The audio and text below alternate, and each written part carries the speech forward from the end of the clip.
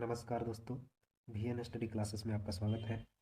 और आज एक नया टॉपिक लेकर आया हूँ जिसका नाम है मानव मस्तिष्क यानी ह्यूमन ब्रेन, जिसके अंतर्गत हम लोग देखेंगे cerebellum, cerebrum, cerebral, medulla oblongata, thalamus, hypothalamus और जितने भी अंग मस्तिष्क के अंदर आते हैं उसके बारे में हम लोग पढ़ेंगे। तो आइए शुरू करते हैं। मानव मस्तिष्क के अंतर्गत सबसे पहले देखेंगे नर्वस सिस्टम यानी तंत्रिका तंत्र के बारे में। तंत्रिका तंत्र जो है पूरे बॉडी को कंट्रोल करने वाले सिस्टम को तंत्रिका तंत्र बोला जाता है। यानी पूरे बॉडी को जो कंट्रोल करता है वह सिस्टम क्या कहलाता है? तो नर्वस सिस्टम या तंत्रिका तंत्र कहलाता है, जिसमें हमारे heart, digestive system, respiratory system और सभी सिस्टम कंट्रोल होता है। जैसे heart, digestive system, respiratory system, ये सब जो है, ये सभी जो है वो किससे कंट्रोल होता है? तो यह नर्वस सिस्टम के द्वारा कंट्रोल होता है। और नर्वस सिस्टम का जो सबसे मेन हिस्सा होता है वो ब्रेन होता है। नर्वस सिस्टम का सबसे जो मेन हिस्सा है वो क्या है? वो ब्रेन है। और ब्रेन जो है वो किसका बना होता है? तो क्रेनियल हड्डी, क्रेनियल नामक हड्डी का बना होता है। और यह जो क्रेनियल नामक हड्डी है वह 8 हड्डियों का एक ग्रुप होता है। यह आपस में ज्वाइंट होते हैं और उस ज्वाइंट को क्या कहा जाता है? रिश्तेदार जोड़ कहा जाता है। क्रेनियल नामक जो हड्डी होती है वह 8 हड्डियों से मिलकर बना होता है। इसे क्या कहा जाता है? तो इसे रेशेदार हड्डी कहा जाता है, रेशेदार जोड़ कहा जाता है, रेशेदार जोड़, रेशेदार जोड़ कहा जाता है। 8 हड्डियों के समूह से बना होता है क्रेनियल, जिसे रेशेदार जोड़ कहा जाता है। और ब्रेन को एक पतली झिल्ली सपोर्ट करती है ताकि ब्रेन जो है उस क्रेनियल हड्डी से टच नहीं करे, जिसे मेनिंग ज्वाइंट कहा जाता है। इसे क्या कहा जाएगा? मेनिंग ज्वाइंट झिल्ली कहा जाता है।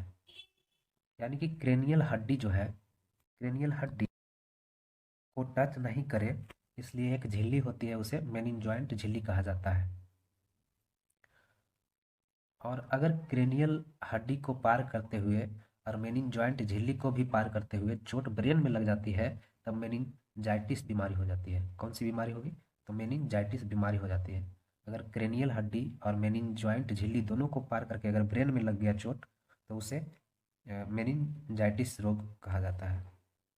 और यह जो है ब्रेन का वजन जो है कितना होता है? लगभग 1350 ग्राम से 1400 ग्राम के बीच होता है। ब्रेन का वजन कितना होता है? 1350 ग्राम से 1400 ग्राम के बीच होता है। ब्रेन जो है तंत्रिका कोशिका का बना होता है। ब्रेन किसका? न्यूरॉन सेल का, यानी तंत्रिका कोशिका का बना होता है। इस कोशिका को न्यूरॉन सेल भी कहते हैं। यह शरीर की सबसे बड़ी कोशिका होती है। इसमें कोशिका विभाजन नहीं होता है, इसलिए अगर ब्रेन में चोट लगता है तो वह ठीक नहीं होता है। ब्रेन यानी कि न्यूरॉन के अंदर अगर न्यूरॉन के अंदर जो है वो सेंट्रोसोम नहीं पाया जाता है, ब्रेन के अंदर सेंट्रोसोम नहीं पाया जाता है, इसलिए इसमें कोशिका विभाजन नहीं हो पाता है। इसलिए चोट लग जाने के कारण दोबारा यह जो है कोशिका विभाजन नहीं कर पाता है और इसलिए ठीक नहीं हो पाता है। ब्रेन का जो 90% भाग होता है वह न्यूरॉन सेल का बना होता है। किसका बना होगा? न्यूरॉन सेल का बना होता है, जिसमें कोशिका विभाजन नहीं होता है। लेकिन इसी में ब्रेन में जो है 10% गिलियल सेल पाया जाता है। यह जो ब्रेन है वो 10% किसका बना होता है? गिलियल सेल का, जिसमें सेंट्रोसोम पाए जाते हैं। इसमें जो है न्यूरॉन सेल में सेंट्रोसोम जो है, सेंट्रोसोम वो नहीं पाया जाता है। लेकिन 10% जो गिलियल सेल होता है उसमें सेंट्रोसोम क्या होगा? तो उसमें सेंट्रोसोम पाया जाएगा। और जब यह ब्रेन में कैंसर होता है तो इसी गिलियल सेल के कारण होता है, क्योंकि गिलियल सेल से कोशिका विभाजन हो जाती है और जब कंट्रोल के बाहर हो जाता है तो ब्रेन में कैंसर हो जाता है। ब्रेन जो है, ब्रेन में तो ऐसे चोट लगने पे जल्दी ठीक नहीं होता है क्योंकि उसमें कोशिका विभाजन नहीं होता है। लेकिन कैंसर जो होता है वो अधिक कोशिकाओं के निर्माण के कारण होता है। तो यही 10% जो गिलियल पाया जाता है यही जो है कोशिका विभाजन कर देता है, और जब कंट्रोल के बाहर हो जाता है कोशिका विभाजन तो जिसके कारण ब्रेन में कैंसर हो जाता है। ब्रेन की जो इकाई है, ब्रेन सेल की लंबाई जो है उसे साइनैप्स बोला जाता है। यानी न्यूरॉन सेल के जो लंबाई है उसे साइनैप्स बोला जाता है। और न्यूरॉन सेल के लास्ट एरिया को एक्सॉन कहा जाता है। न्यूरॉन सेल में लास्ट वाले एरिया को एक्सॉन कहा जाता है। जैसे मैं इसका फिगर दिखा देता हूँ, इसमें फिगर नहीं लिया गया है। तो न्यूरॉन सेल जो है उसके लास्ट एरिया को क्या कहते हैं, एक्सॉन कहा जाता है। और एक एक्सॉन जो है दूसरे एक्सॉन से डायरेक्टली अटैच नहीं होता है, हल्का खाली जगह होता है। मान लीजिए कि इस तरह का न्यूरॉन है, इस तरह का न्यूरॉन है, और यहाँ जो होता है वो इस तरह से खाली जगह होता है। तो अ, यह जो है एक एक्सॉन दूसरे से डायरेक्टली अटैच नहीं होता है, बीच में खाली सा पार्ट होता है। तो उस खाली जगह से कोई मैसेज न्यूरॉन तक कैसे जाए, इसके लिए उस खाली एरिया में सोडियम होता है, और अगर सोडियम की कमी हो जाती है तो कोई मैसेज ब्रेन तक नहीं जाएगा, और ब्रेन सही से काम नहीं करता है, और चक्कर भी आने लगता है। इसलिए नमक पानी घोलकर दिया जाता है। तो न्यूरॉन के लास्ट एरिया को क्या कहा जाता है, एक्सॉन कहा जाता है। अब आइए शुरू करते हैं ब्रेन के बारे में। तो ब्रेन का जो है मुख्यतः तीन पार्ट्स होते हैं। एक होता है अग्र मस्तिष्क, दूसरा होता है मध्य मस्तिष्क, तीसरा होता है पश्च मस्तिष्क। तो अग्र मस्तिष्क जो है, अग्र मस्तिष्क के भी तीन पार्ट होते हैं, एक सेरिब्रम, दूसरा थैलेमस, तीसरा हाइपोथैलेमस। तो एक एक करके इसके बारे में डिटेल से जानेंगे। तो शुरू करते हैं अग्र मस्तिष्क से। तो अग्र मस्तिष्क में तीन पार्ट होते हैं। तो पहले पार्ट से मैं शुरू करता हूँ, सेरिब्रम। सेरिब्रम जो है हमारे मस्तिष्क का सबसे बड़ा हिस्सा होता है, और यह पूरे मस्तिष्क का लगभग 66% जो है वो भाग अकेले होता है, सेरिब्रम। सेरिब्रम जो है पूरे मस्तिष्क का लगभग 66% भाग होता है, जिसे क्या कहा जाता है, प्र मस्तिष्क कहा जाता है। सेरिब्रम को क्या कहा जाता है, प्र मस्तिष्क कहा जाता है। इसी में जो है सेरिब्रम में ही याददाश्त, जिज्ञासा या नई नई चीजों को सीखने की क्षमता, ये सभी जो है डिपेंड करता है सेरिब्रम पर। और थैलेमस, थैलेमस के बारे में देखते हैं। यह जो है बाहरी वातावरण का आभास कराता है। थैलेमस जो है वो बाहरी वातावरण का आभास कराता है। जैसे ठंडा हो गया, ठंड हो गया, ठंड का आभास कराता है, गर्मी का आभास कराएगा। और ये सब जो है यानी कि बाहरी वातावरण, जितने भी बाहरी वातावरण है उसका आभास कराता है थैलेमस। हाइपोथैलेमस क्या है, तो यह जो है बॉडी के अंदर के तापमान को नियंत्रित करता है। थैलेमस क्या करता था कि बाहरी वातावरण का अनुभव कराता था, लेकिन हाइपोथैलेमस जो है वो बॉडी के अंदर के तापमान को नियंत्रित करता है। जैसे कि हो गया आपका गुस्सा हो गया, गुस्सा हो गया, या प्रेम हो गया, या फिर घृणा हो गया, या फिर प्यास लगना, ये सभी जो है वो किसके अंतर्गत आते हैं, इसको कौन कंट्रोल करता है, तो हाइपोथैलेमस करता है। या फिर हो गया पसीना आना, पसीना जो आता है उसका कंट्रोल कौन कराता है, तो हाइपोथैलेमस करता है। यह सभी का अनुभव हाइपोथैलेमस के द्वारा होता है। अब आइए देखते हैं, ये तो हो गया अग्र मस्तिष्क का पार्ट, एक हो गया सेरिब्रम, दूसरा थैलेमस, तीसरा हाइपोथैलेमस। अब देखते हैं मध्य मस्तिष्क के बारे में। मध्य मस्तिष्क के भी दो पार्ट होते हैं, एक होता है कार्पोरा और दूसरा होता है सेरिब्रल। तो कार्पोरा जो है किसी चीज को देखने और सुनने का काम करता है, और यह देखकर या सुनकर सिग्नल को कहाँ तक पहुँचाता है, तो ब्रेन को पहुँचाता है। यह जो है कार्पोरा वो देखने और सुनने का काम करता है, और देख और सुन करके किसको पहुँचाता है, तो ब्रेन को पहुँचाता है सिग्नल। और सेरिब्रल क्या करता है कि यह ब्रेन जब बिजी रहता है, ब्रेन जब बिजी रहता है तब यह जो है स्पाइनल कॉर्ड को कनेक्ट करके रखता है, यानी कि स्पाइनल कॉर्ड को मैसेज देता है, यानी सिग्नल भेजता है कि अब तुम तैयार हो जाओ, क्योंकि ब्रेन अभी बिजी है। तो जब ब्रेन बिजी रहता है उस समय हमारे बॉडी का नियंत्रण कौन करता है, सेरिब्रल करता है। अब देखते हैं पश्च मस्तिष्क। पश्च मस्तिष्क के भी दो पार्ट होता है, एक होता है सेरिबेरल, दूसरा मेडुला ऑब्लोंगेटा होता है। सेरिब्रल जो है वो बॉडी को बैलेंस बनाने का काम करता है। यह सेरिब्रल क्या करेगा, तो बॉडी को बैलेंस करने का काम करता है, बॉडी को बैलेंस करता है। जब शराब कोई पीता है उसके बाद सेरिब्रल सेरिबेरल जो है, सॉरी सेरिबेलम जो है वह काम नहीं करता है। अगर कोई व्यक्ति शराब पीता है तो उसका सेरिबेरल जो है वो सेरिबेलम जो है वो काम नहीं करता है, जिससे आदमी ठीक से नहीं चल पाता है। और यह जो है सेरिबेरल जो है यह शरीर का दूसरा सबसे बड़ा भाग होता है। पहला भाग मैंने बताया क्या, कि सेरिब्रम सबसे बड़ा भाग होता है, और दूसरा सबसे बड़ा होता है सेरिबेलम, जो कि पश्च मस्तिष्क यानी कि मस्तिष्क के पीछे साइड में होता है। हमारे सिर के पीछे साइड में जो खाली जगह होता है यानी गर्दन के ऊपर, वो पश्च मस्तिष्क होता है, उसी के अंदर सेरिबेलम होते हैं। मेडुला ऑब्लोंगोटा क्या है, तो यह हमारे शरीर के जो है सभी मेटाबॉलिक क्रिया को नियंत्रित करता है। मेडुला ऑब्लोंगोटा हमारे मेटाबॉलिक क्रिया को नियंत्रित करता है। मेटाबॉलिक क्रिया क्या होता है कि यह दो प्रकार का होता है, एक होता है एनाबॉलिक, दूसरा होता है कैटाबॉलिक। तो एनाबॉलिक किसे कहते हैं, अगर कोई चीज़ बन रही होती है तो उसे एनाबॉलिक कहते हैं।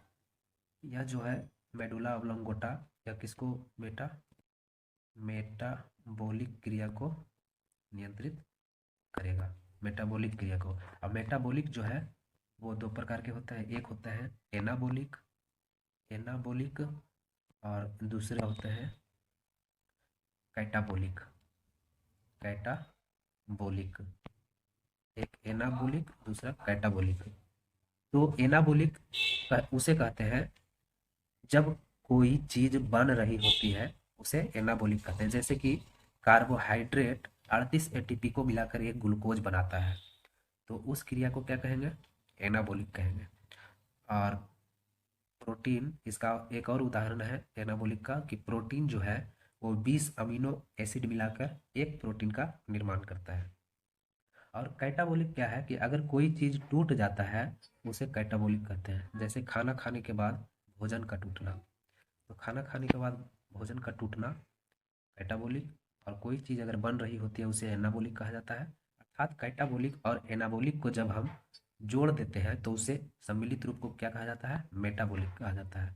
इन दोनों को जब आपस में मिला दिया जाए तो इसी को कहा जाता है मेटाबॉलिक।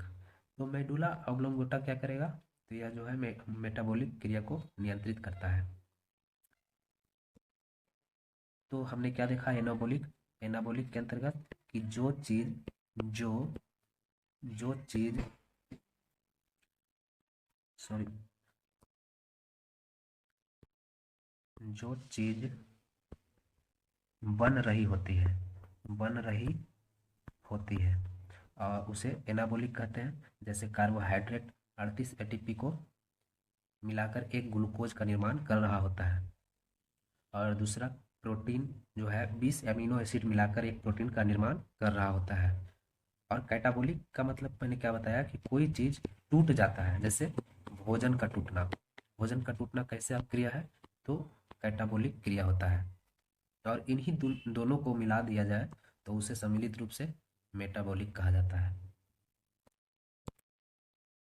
देखिए ब्रेन से वो कितनी जोड़ी तंत्रिका निकली होती है, तो ब्रेन से जो है वो 12 जोड़ी तंत्रिका निकली होती है।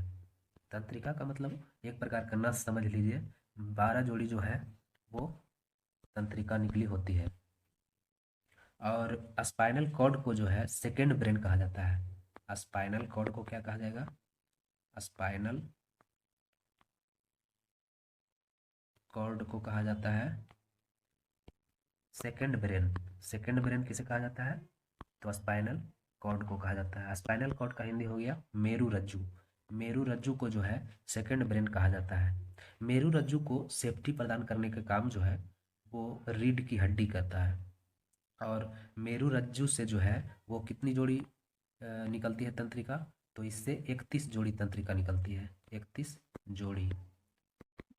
तो हम लोग क्या देखें कि ब्रेन से जो है वो 12 जोड़ी तंत्रिका निकलती है, और मेरुरज्जु यानी स्पाइनल कॉर्ड से 31 जोड़ी तंत्रिका निकली होती है। जैसे पलक का झपकना, छींक का आना, खांसी का आना, ये सभी जो है वो स्पाइनल कॉर्ड यानी कि मेरुरज्जु का काम होता है। अब देखते हैं तंत्रिका तंत्र यानी नर्वस सिस्टम के बारे में। नर्वस सिस्टम जो है वो तीन प्रकार का होता है, एक होता है केंद्रीय तंत्रिका तंत्र, और एक परिधीय तंत्रिका तंत्र, और एक स्वायत्त तंत्रिका तंत्र। केंद्रीय तंत्रिका तंत्र के अंतर्गत दो चीजें आती हैं, एक जो है वो ब्रेन आएगा, एक ब्रेन आता है, दूसरा जो है वो स्पाइनल कार्ड आता है, स्पाइनल कार्ड आएगा, स्पाइनल कार्ड आता है। तो केंद्रीय तंत्रिका तंत्र के अंतर्गत दो चीज़ें आती है, एक ब्रेन और एक स्पाइनल कार्ड, जिसे हम लोगों ने पढ़ लिया। और परिधीय तंत्रिका तंत्र जो है वो ब्रेन से निकलने वाली 12 जोड़ी तंत्रिका तंत्र तथा स्पाइनल कॉर्ड से निकलने वाली 31 जोड़ी तंत्रिका तंत्र को मिला दे तो उसे परिधीय तंत्रिका तंत्र कहा जाएगा। मैंने बताया कि ब्रेन से जो निकलती है 12 जोड़ी और जो है स्पाइनल कॉर्ड से निकलती है 31 जोड़ी, अगर इन दोनों को मिला दिया जाए तो उसे सम्मिलित रूप से क्या कहा जाएगा, उसे कहा जाता है परिधीय तंत्रिका तंत्र। और यह जो है अचानक होने वाली क्रिया को कंट्रोल करता है। परिधीय तंत्रिका तंत्र जो है वो अचानक जो क्रिया होती है उसे कंट्रोल करने का काम करती है। और केंद्रीय तंत्रिका तंत्र क्या करेगा, तो यह पूरे बॉडी को कंट्रोल कंट्रोल करता है, पूरे बॉडी को कंट्रोल करने का काम करता है। और परिधीय तंत्रिका तंत्र जो है अचानक होने वाली क्रिया को कंट्रोल करता है।